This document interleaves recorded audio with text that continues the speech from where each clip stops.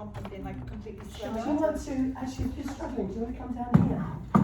Because there's no, I've got no windows that I can open on this side. Or do you want to? I have to, do have to keep going. Yeah. Off them, 'cause If there's you, two of them. if you can manage, Is yeah. that okay? Yes, yeah, sure. All right. Okay, so please. So let's first of all talk about any contraindications. Yeah. So what's the first thing that you're gonna be wary of? People with knee issues. Okay, so if somebody's got knee issues, there's really three things that we can try. So let's say I'm doing a plie, let's say in first position, in this position. So I'm kind of doing this. What would be the first thing I could do to make it a little bit easier? Don't go so low. So limit the range of movement, don't go as low. What else? Heels down. Drop the heels, yeah. So I could drop the heels, that instantly makes it easier, and I could limit the range of movement. But what if somebody's still kind of rubbing their knees and it's not great for them? What then could you try? Because why is it, if you look at the angle of the knee, why is it, particularly when the heels are up, whether I'm in first position or whether I'm in parallel, look at the angle of the knee relative to my ankle. What's happening here? The knees are going over. The knees are going to go in front of the ankles, and when that happens, there's more pressure on the knee joint. So what could we do, bearing that in mind? Could you put the block under their heels? That wouldn't change the angle. It wouldn't, you know, if I could put the block there, it doesn't make any difference to the angle. Yeah? Could you pull up, like lean back and pull over the bar a bit? Yeah, so we go at what we call the chair position. So the chair position, let me show you. You kind of grab onto the bar and you bring your feet in front. So you're kind of leaning back, almost like you're on a pair of jet skis. Yeah? And then you'd sit your butt back. So now when I look around, my knees are directly over my ankles, not in front. Yeah? So I kind of sit back. So that will kind of change the angle if you do the chair position. So you've got three options: lower the heels, limit the range of movement, or you do the chair position. So you change the angle of the knee relative to the ankle. And if they're still kind of complaining about their knees, what could you then do? What might you then do? If you've tried all avenues. Do it lying down. Sorry? Do it lying down. With feet in the air. Yeah. It'd be difficult, and it would be how awkward would it feel as a client? Because then we're on to something else. They're going to have to, by the time they've got on the floor, they're going to have to get back up again. It will also feel a little bit maybe odd to them. They're the only one in the middle of the floor. Can you give them a sort of a different exercise to do at that point where they have plies?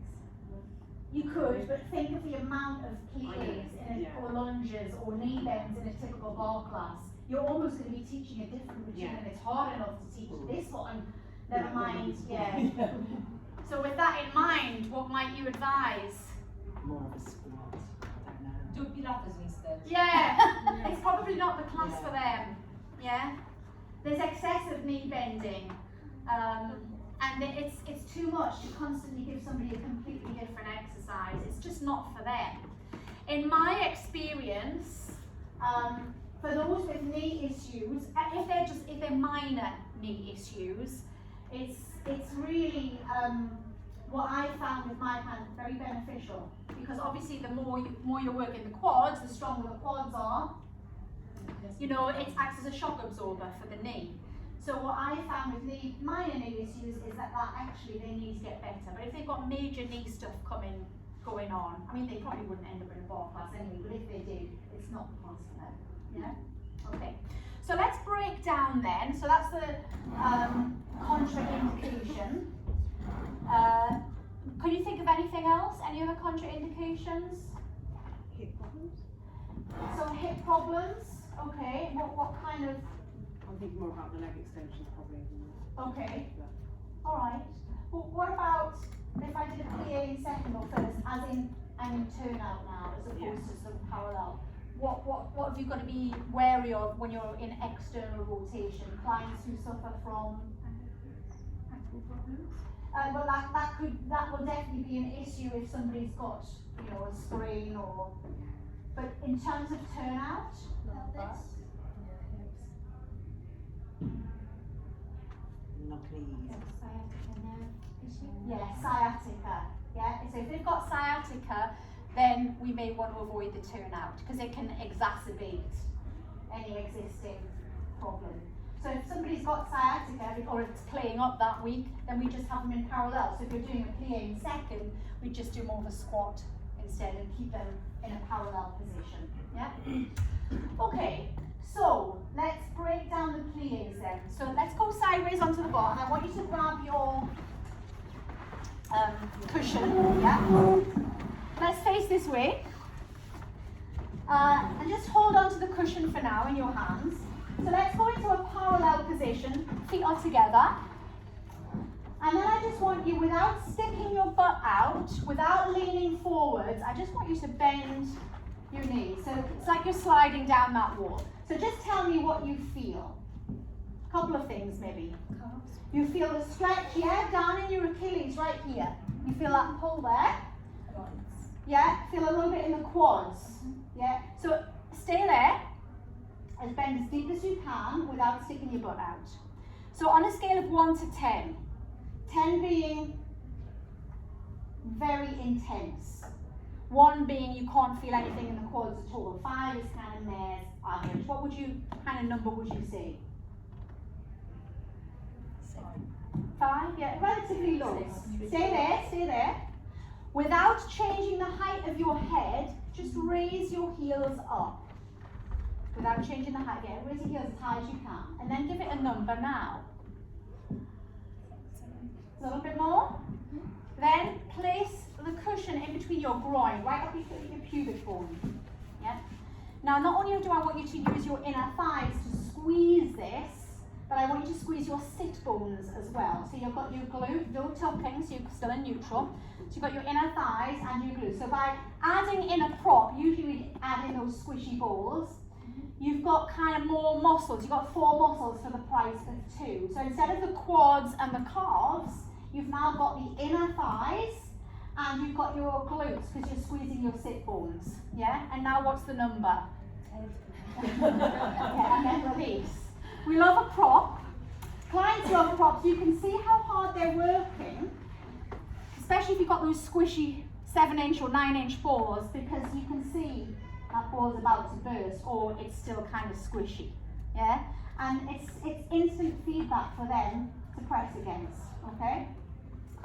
So, alignment. What is the thing that you're gonna, in terms of your main teaching points, remember you've got a short window of time. Let's say we've got 8 repetitions, okay? Whether you had 8 reps, or 16 reps, or 24 reps, or 32, because it's in lots of 8 to fit in with the music. If I had 16 repetitions, what are the last 4 repetitions reserved for?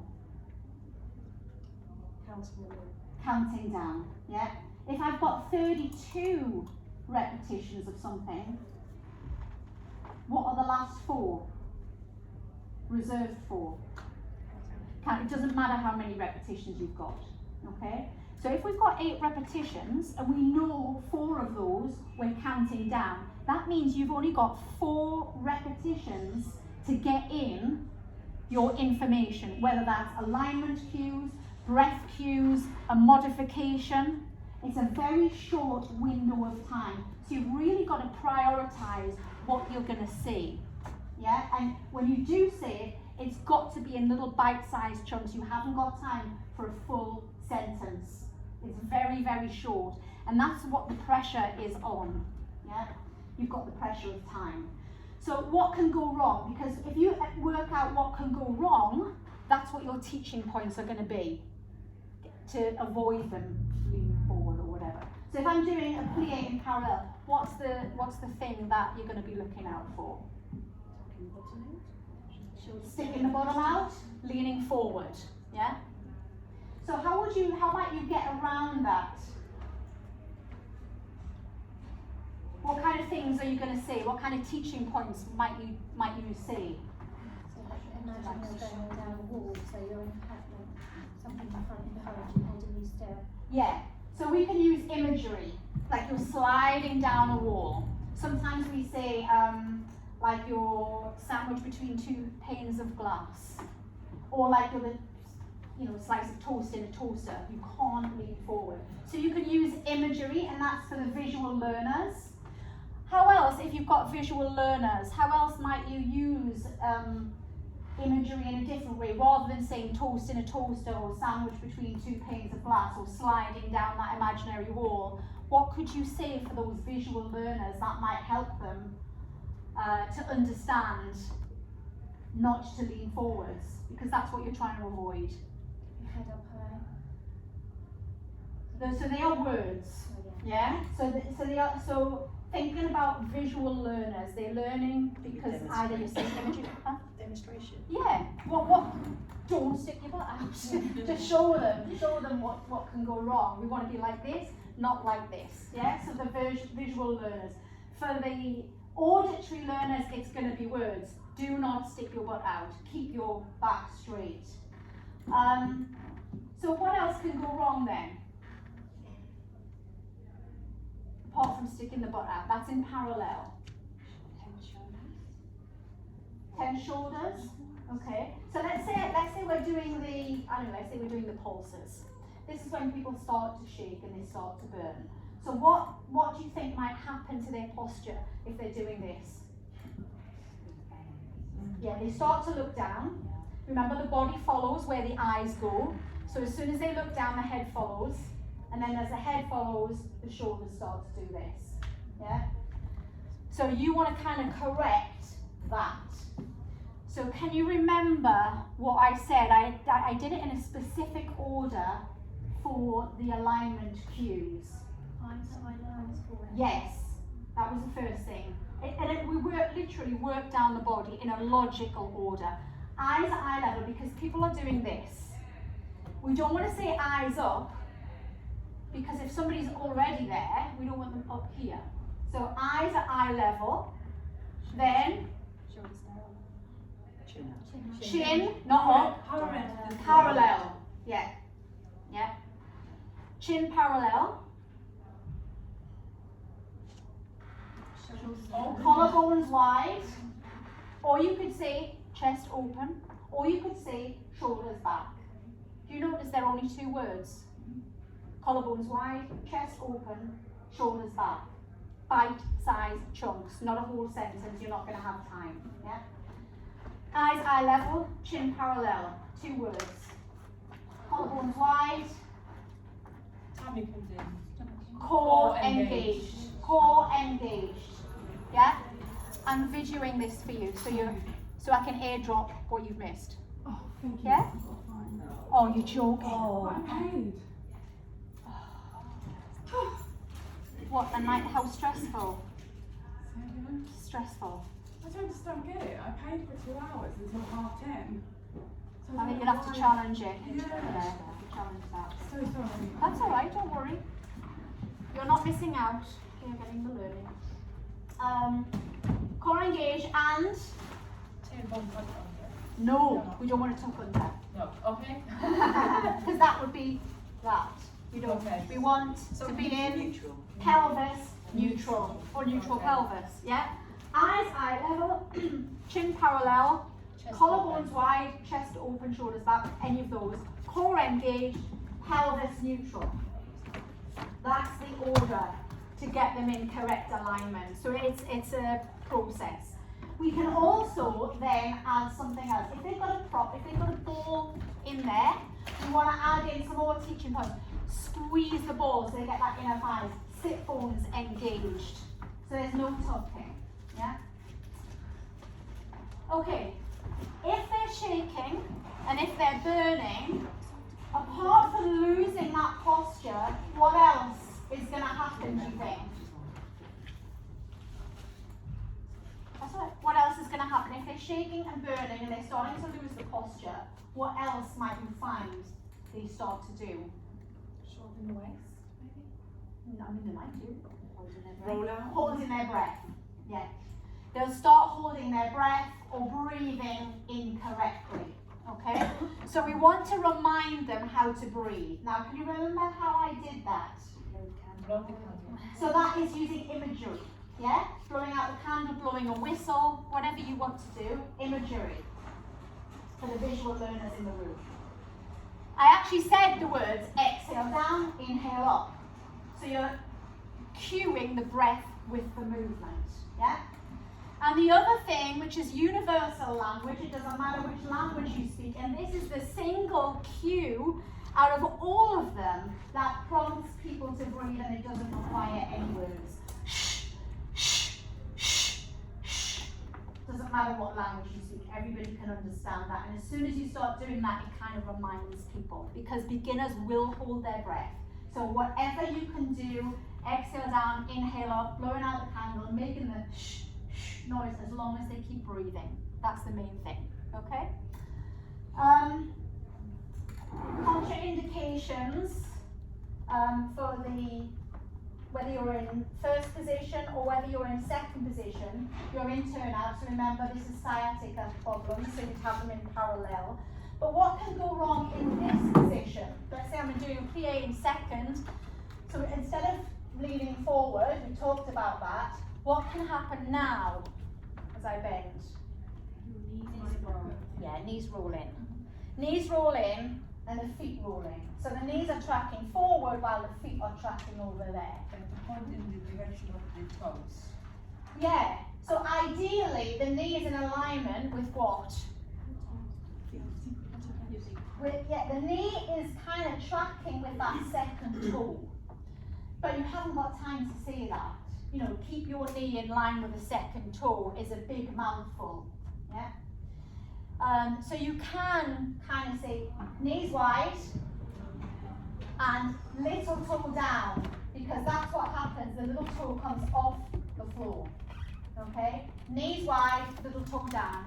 It's very simple language. Yeah. Yeah. Does that make sense? Yeah.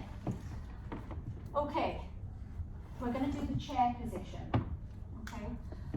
I'm videoing this Great. so I can airdrop it to you so you haven't missed anything. Okay?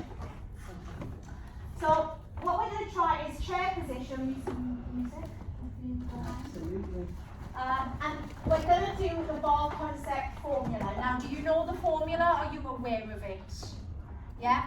So we basically have 4 things. Okay? The first thing is we're going to do full range movement. Yeah? All the way down, all the way up. The second thing is we have end range pulses. Yeah? We don't want this end of the range because there's no contraction. We want it where it's maximum contraction and then some. So little kind of isometric contractions, little movements there. That starts to burn. This is the formula to burn, to induce a burn. Okay? And then, number 3, we have a static hold. Now we can just hold the position and do nothing.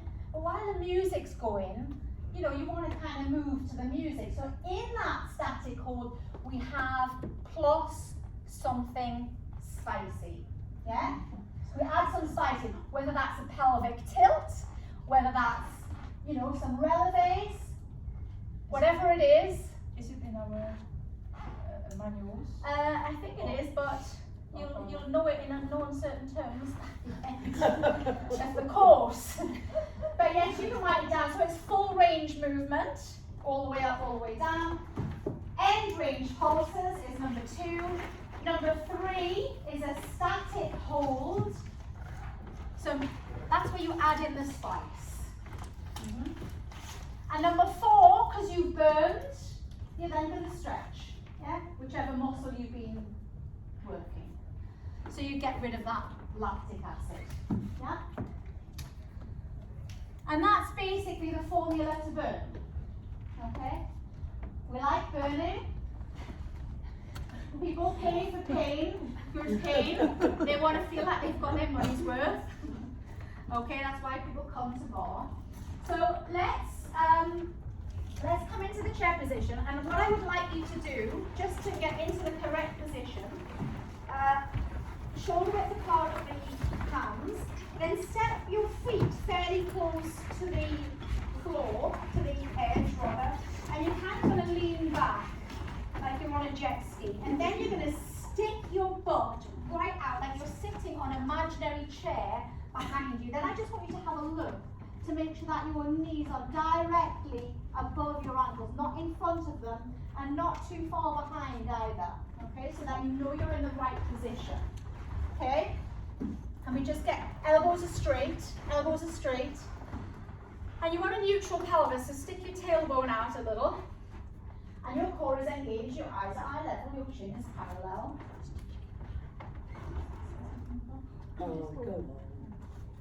All right, so come up to standing.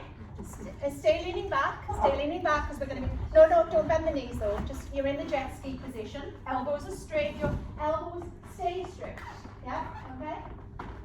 So we're going to do full range movement when I tell you.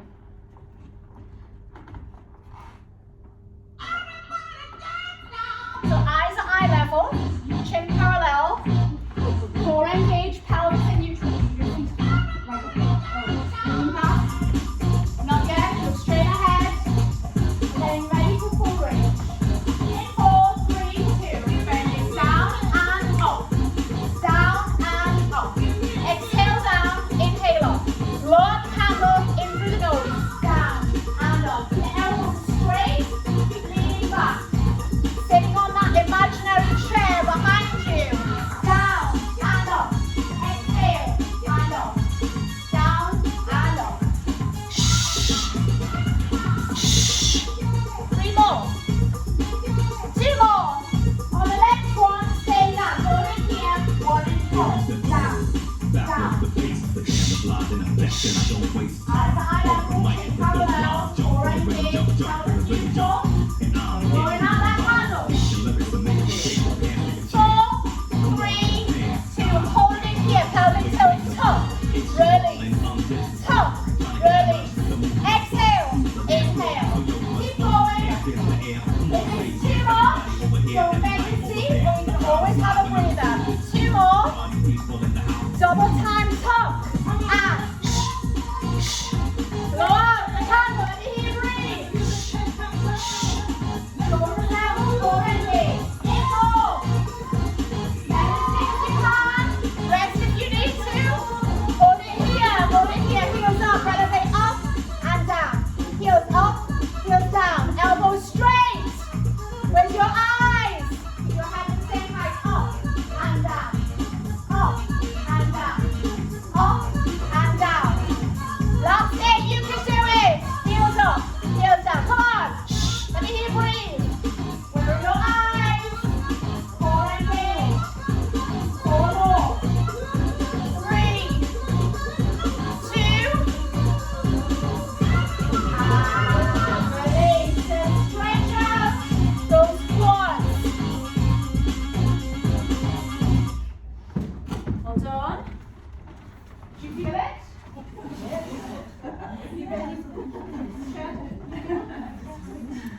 I have a question. When we stand like heels pulls or like You could do either. It depends if you've got anything squishing here and how wide that happens to be. Because normally we would do this. Normally when we're doing the chair, we do the tilts, we do the releves, and then we do inner thigh squeezes. Yeah. So whenever you're squeezing, your legs are going to be that width apart generally. Yeah. Okay. We okay with that? We're good? All right. So let's move on. So come back to your mat. Let me just check knowledge, check learning, check understanding. I forgot to say, what does plie mean? To bend. Plie to bend. Everything's French. So we've got plies in how many different positions? All the ballet positions. So we have first, second, third, fourth, fifth, plus parallel. Yeah?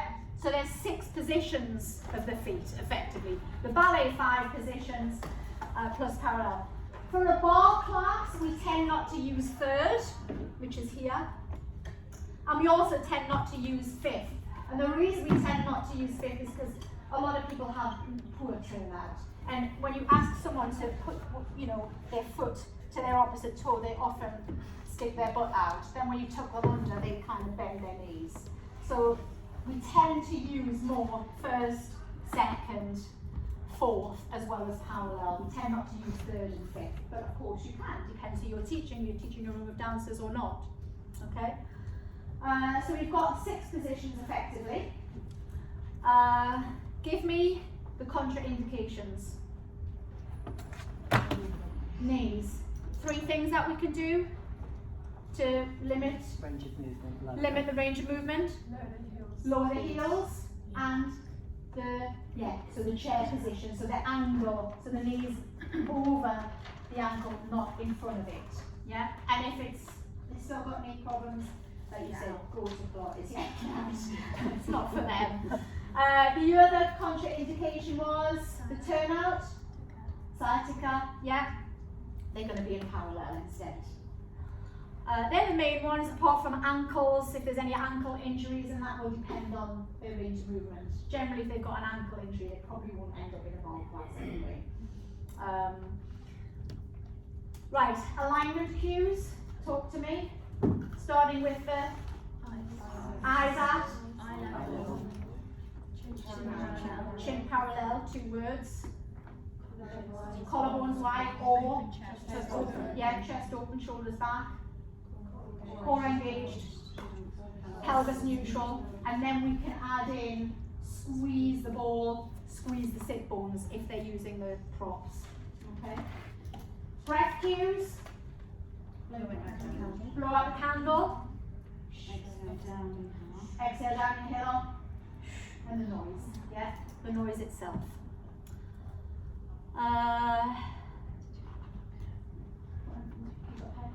Yeah, sorry, I'll get on with my back. That's all right. Thank you. Yeah, I think that is it. So the common errors, leaning forwards. How are you going to get them to be upright? Sliding down a wall. 2 panes of glass, sandwiched in between 2 panes of glass. Like the toe effectively supports in the toaster. Show them, don't lean forward. Visually show them, stay upright. Yeah? Actually, chair position as well, you'll notice, in fact, I corrected a couple just down here, because chair position, as you get tired really quickly in chair. The other thing you'll notice from here is the fact that they start doing this. Yeah. So they haven't actually checked, but they start hunching because it comes out of the quads, and as soon as you bring them back there, it's bang, it's straight back in again. So you'll notice they start hanging and collapsing in the chest. Yeah. Good point. Okay. Any questions on plies? I think we've done. Okay. Next thing, let's break down some ballet moves, which is tendus, glissades, and battement. So we are now on page. Where are we?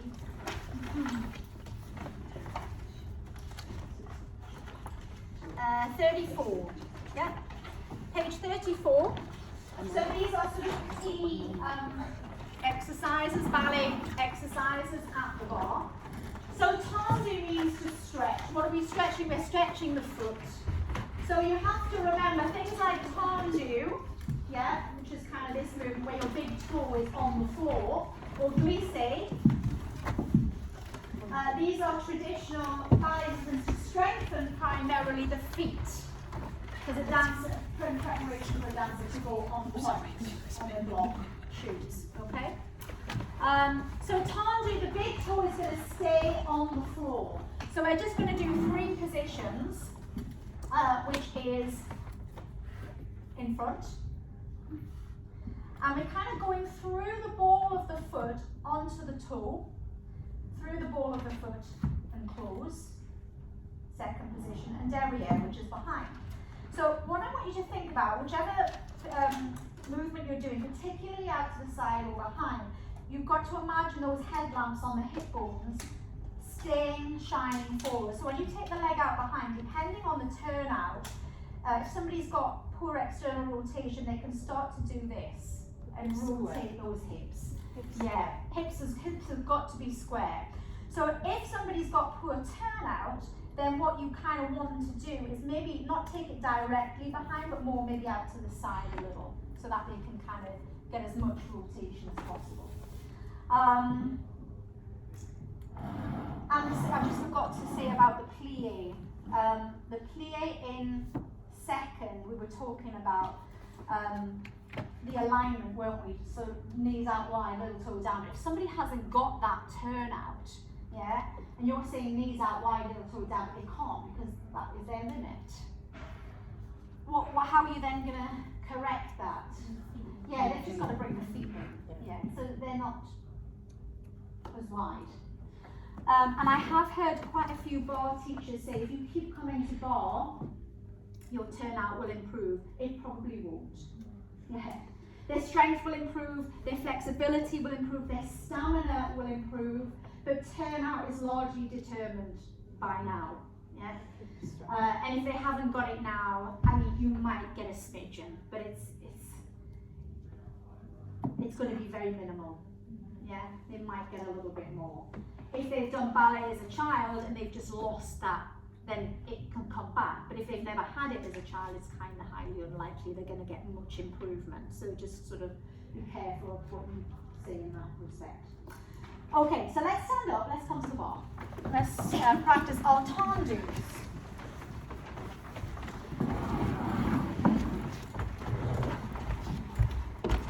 Can you remember in the class this morning when you encountered a tendu?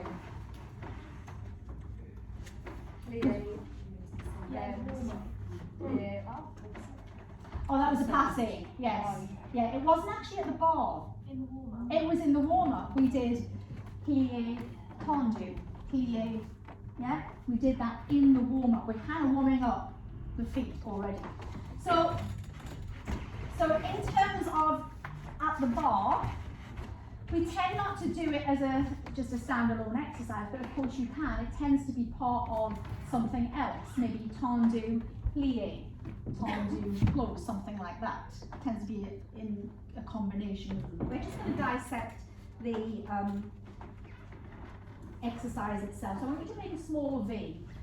Try not to be too wide here. Just a small V is fine. And put one hand on the bar, hand slightly in front of the shoulder, and put the other hand on your headlamp, on your hip.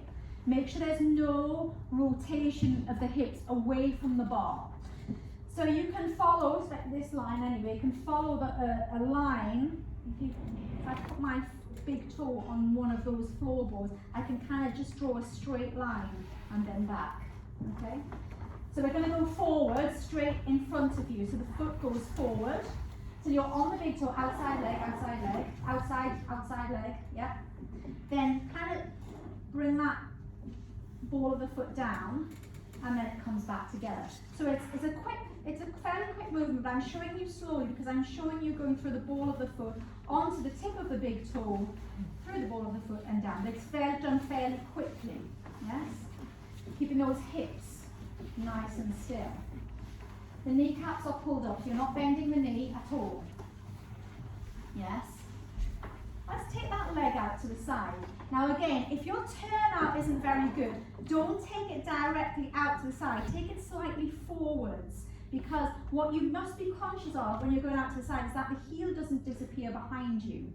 You want to bring that heel forward without the pelvis doing this. Yeah?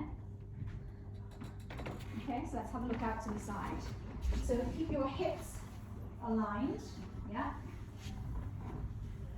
And when you close, I want you to really pull up those kneecaps and squeeze those inner groins and squeeze your butt. So the legs and glutes are very tight. Yes. So you're literally just on the big toe. Watch as you close, you're bending that knee. Kind of doing a little bit of this. Bending and bending that one. Yes. Yeah, this one. That's it. Yes. Nicer. So remember, tendu means to stretch, but you're stretching the ankle joint. Yes, so lift as high as you can. Yes, rather than I think you were there. Yeah, push and keeping that nice and straight. Yes.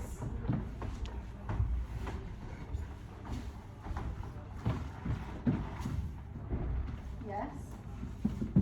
Now let's take it behind. Derriere. Take it behind. There you go. So straight back behind you. Yeah. So you're going straight back behind you without the hip rotating. Yes.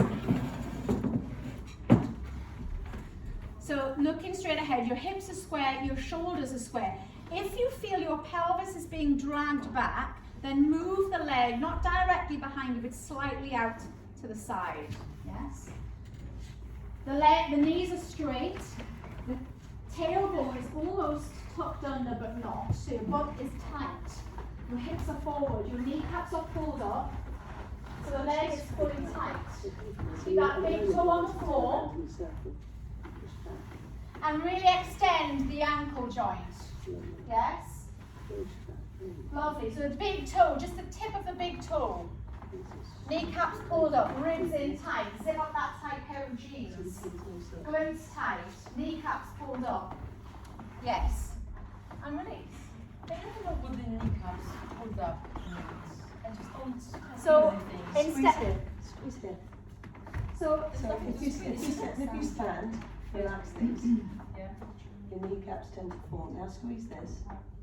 can you see on me? So that it's kind of relaxed, Yeah. and then I'm just going to kind of pull it off.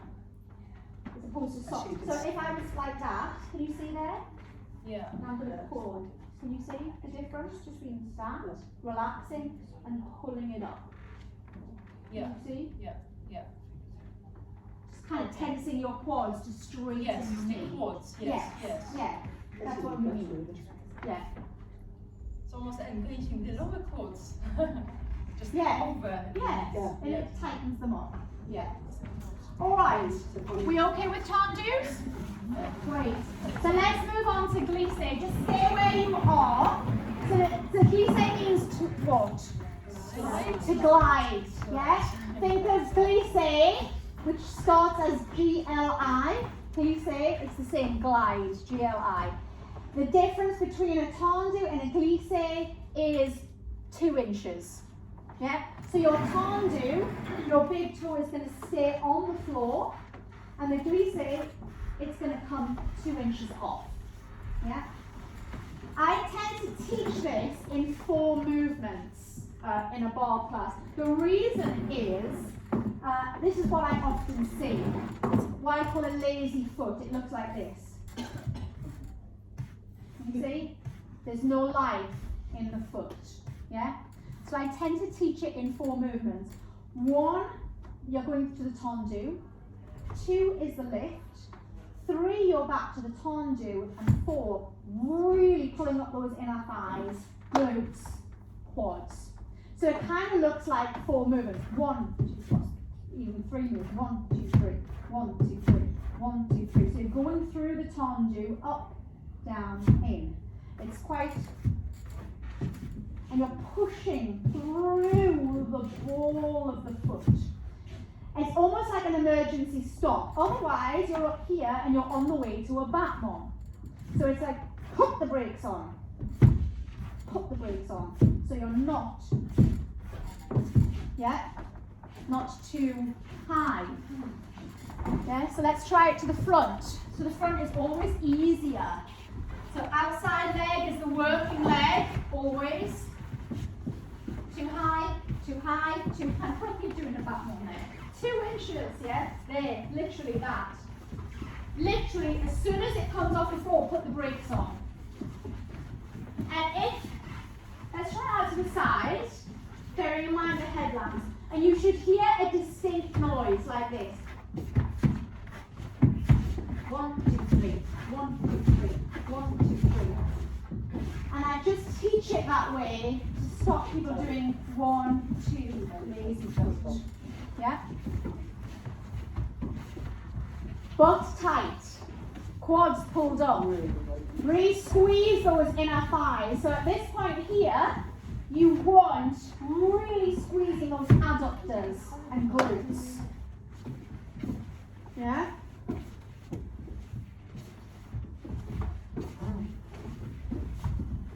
Yes, and take it back, take it derriere. Now if you haven't got enough room, slightly angle towards the bar, might give you a little bit more room. And again, stop it after, as soon as it leaves the floor, put the brakes on so you're not on your way to a battement. 1, 2, 3, 1, 2, 3, 1, 2, 3, 1, 2, 3. Keeping the hips forwards. Butts tight, inner thighs tight, kneecaps pulled up. Take it right behind you, right behind, unless you find the turnout difficult, in which case you can take it slightly to the side. The foot is strong. Really extend that ankle joint. Yeah? And then gently release. Yeah? That starts to strengthen the feet, yeah, and your arches, and mobilises that ankle joint. So then, if the difference between a tendu and a glissade is 2 inches, then you've got a battement, which is how high do we want to lift here, roughly? 90 degrees? 45 to 90. Is there a limit? So what is it going to depend on then? It will depend on flexibility, it will also depend on strength, but what else will it depend on? As only as high as so that you don't lose your line. Yes, you're only kicking as high as you can keep stable.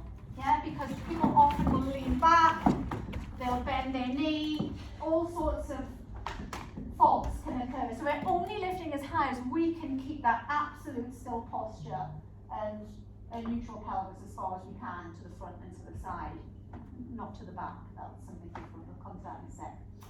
So, battement means what? To beat, yeah? Grand meaning big. Big beats, big kicks, okay? So we're going to come to the front first of all. Now, if you've got a room full of tightly packed people, when you're at the bar and you're kicking forwards, you want to slightly angle away from the bar, yes, towards me, so that you've got enough room. And you want to think of that, almost that 3 things. 1, 2, 3, like we did for the glissade, yeah? 1, 2, 3. You're in external rotation. So again, if somebody's got sciatica, you're going to have them in a parallel position instead, yeah? Shoulders square, hips square, neutral pelvis, kicking as high as you can stay straight.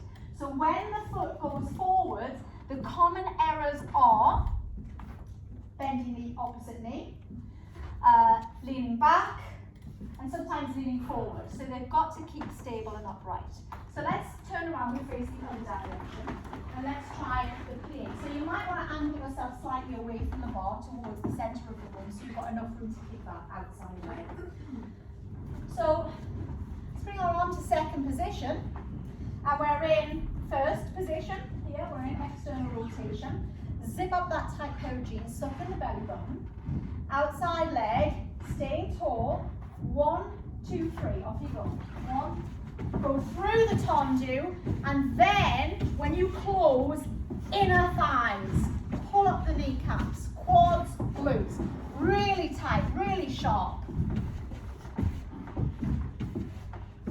So instead of 2 movements, 1, 2, it's 1, 2, tendu, 3.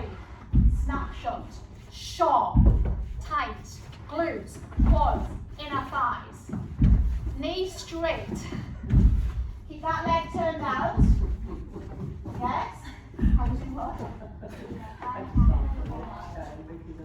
90 degrees. To the back one, because it's lovely. Oh, nice. Yes.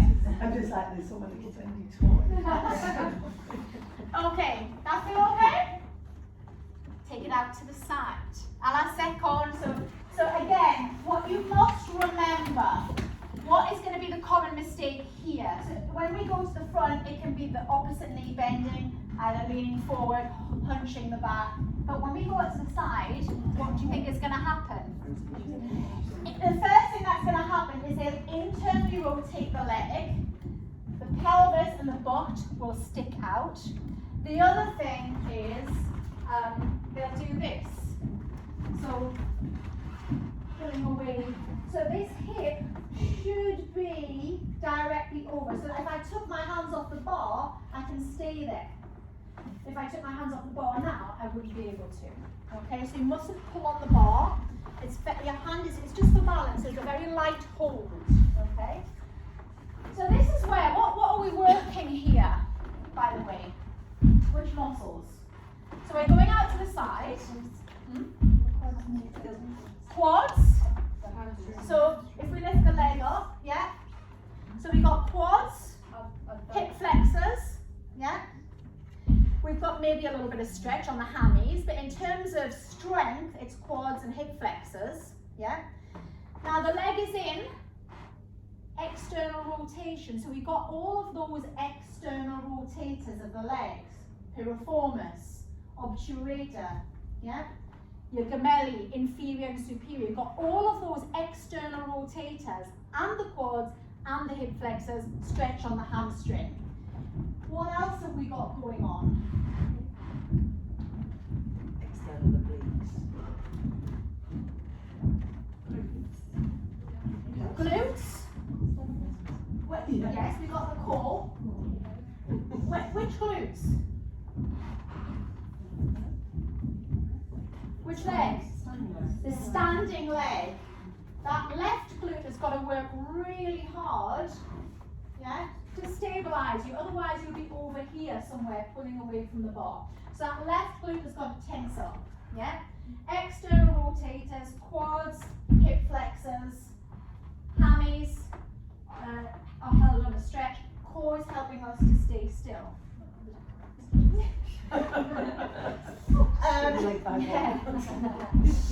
Right. Now, because people, unless they've been a dancer, they generally don't have a great external rotation. So you're really watching out for the butt sticking out and the leg turning in. Now, if that happens, what are you going to advise? Two things. Lower the leg and bring it forward so that we can straighten up. The further the leg goes, the more the pelvis goes, either sticking out or rotating out. Yeah? So lower the leg and slightly bring it forward, not out to the side. Okay? Let's have a try, bearing that in mind. Now see how high you can get the leg, keeping those hip bones shining their high beam forward, without twisting either your shoulders or your hips. Off you go. So you'll be facing front because your leg is going out to the side. 1, 2, 3. 1, 2, 3. Bum, bum, bum. Bum, bum, bum. 1, 2, 3. Yes?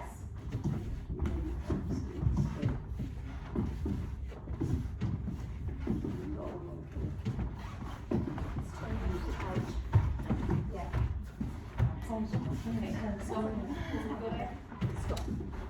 Right, your legs turning in. So what I'm going to get you to do is just drop my hip. Yes. Yeah. And then rotate it. Now see hips drop again. Yes. Do you feel that? So you weren't there. And then you try. And the pelvis is starting. So slightly lower. Just bring that leg forward so you can And you're fine. And then put your fingers in yeah, one so just side. be aware of that. Yeah. Yeah, nice and tight. Yes. Yes. And yes. Yes. Now we're talking. Yes. Yeah, limit your range. Yes, nice. Really good. I used to Going. That's that lovely. That's it. Yes. Alright, so I'm going to borrow Chen. Chen's going to be a blue Peter. And a lot of blue Peters are going to be Chen this weekend, I think. Okay. So let's come round. Let's have a look. Sorry, really. So now have a look at Chen's range of movement. She's got a very big range of movement. which means she's flexible, yeah? So she's got good turnout. So she can take the leg high without interfering with the pelvis, okay? So off you go, Chen. Yeah. So we can see she's got, keep going, you see she's got good range of movement, flexibility, yeah? Okay, so, which is great, because remember, what's the first part of the formula? Full range movement. What's the next part of the formula? End range. Okay, so we've got some end range pulses here, yeah? Okay, Chen. Lift it up an inch, down an inch, up an inch. Keep it high, down an inch, up an inch, up an inch. Let's get a bit lower, down an inch. Yeah, you can see.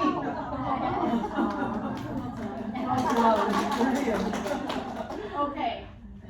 So you saw the flexibility is there, but the strength to keep it up is really, really challenging. So what does that tell you then?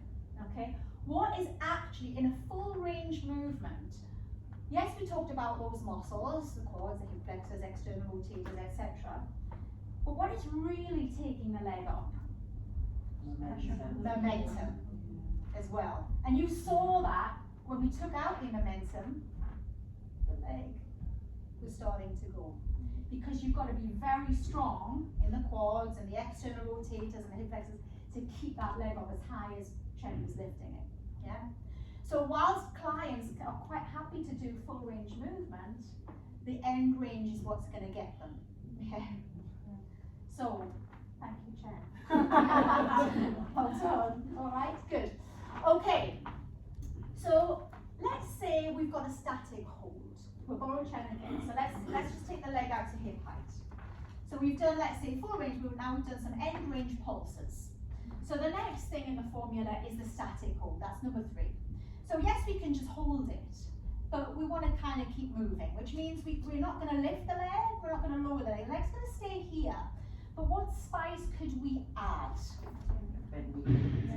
Well, I mean, we could bend the knee, but we're shortening the lever. So we want to try to keep Plie. So what's this called? A single leg plie is called a Tendu. Tendu means to melt. Yeah. So we can bend and straighten. Yeah. Yeah. So we're holding this. We can bend and straighten. We can also do our releves, so we can rise and lower. There's 2 things we could do. We could just do flex and point, flex and point. We could do circles. We could bring the leg forward. We could bring it back, but we mustn't change the height. Yes. We could over to the bar and up. So there's lots of spice while this is nicely cooking away. Yeah, there's lots of things you can do. Yeah, and then release. Check. Yeah. So you get this sort of picture. All right. Now we come to the more challenging one. Not challenging in terms of strength, but in terms of and contraindication. So now we'll try it at the back. We'll try it facing the bar, where we're going to take the leg derrière to back behind. Okay. So Chen, would you like to, since you're there, as in grand battement to the back, derrière.